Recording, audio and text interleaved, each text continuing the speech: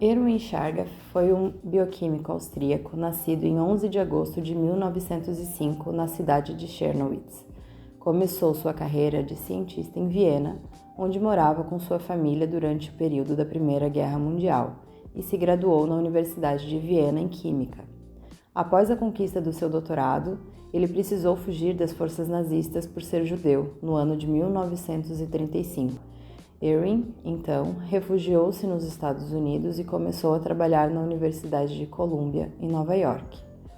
Em Columbia, ele passou a conhecer trabalhos de outros pesquisadores, como o do médico Oswald Avery, no qual demonstrava que o material genético das células era constituído de ácido desoxirribonucleico, DNA, que então Chargaff reconhecia como uma hipótese verdadeira.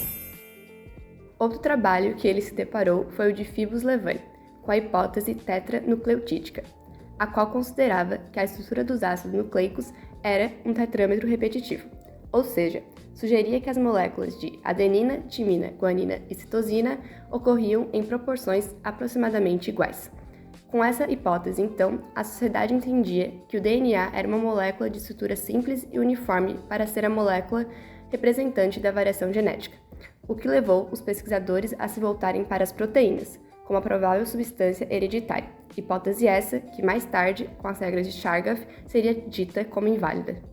Instigado com seu novo conhecimento, Erwin iniciou seu experimento, que baseava-se primeiramente na extração e na hidrólise do DNA com um ácido, até manter somente bases nitrogenadas.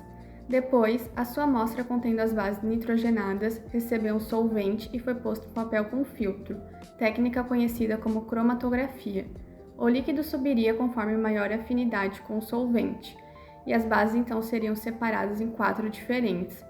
Com a medida de quantidade, seria possível contabilizá-las por meio da visualização com corante e com a espectrofotometria através da luz ultravioleta.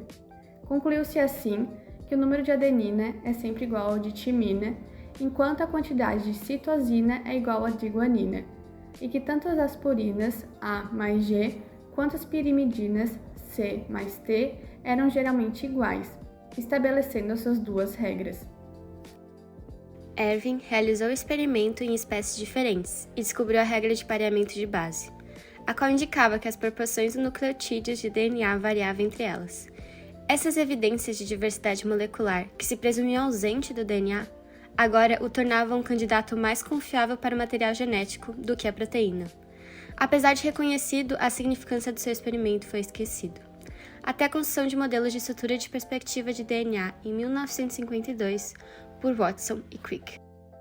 Seu trabalho foi essencial para a descoberta feita por Watson e Crick, na qual se baseava que as adeninas e timina se pareiam por afinidade, assim como guanina e citosina, o que determinou as posições relativas dos componentes de DNA, deixando aparente a real estrutura dele.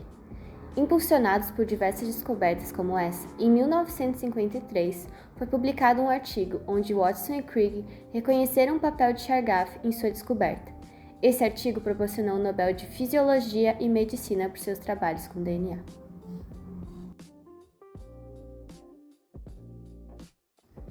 A resposta de Chargaff ao prêmio foi de insatisfação, enviando cartas para expressar o seu sentimento de injustiça, afirmando que sua contribuição foi proporcional aos demais e argumentando que ele forneceu informações cruciais para a determinação da estrutura do DNA. Mesmo sem o devido reconhecimento por meio do comitê, as regras de Chargaff são a chave fundamental que nos permitiu decifrar o código da vida, ou seja, a estrutura da molécula de DNA, tendo uma importância essencial e atemporal, indo muito além da medalha de ouro.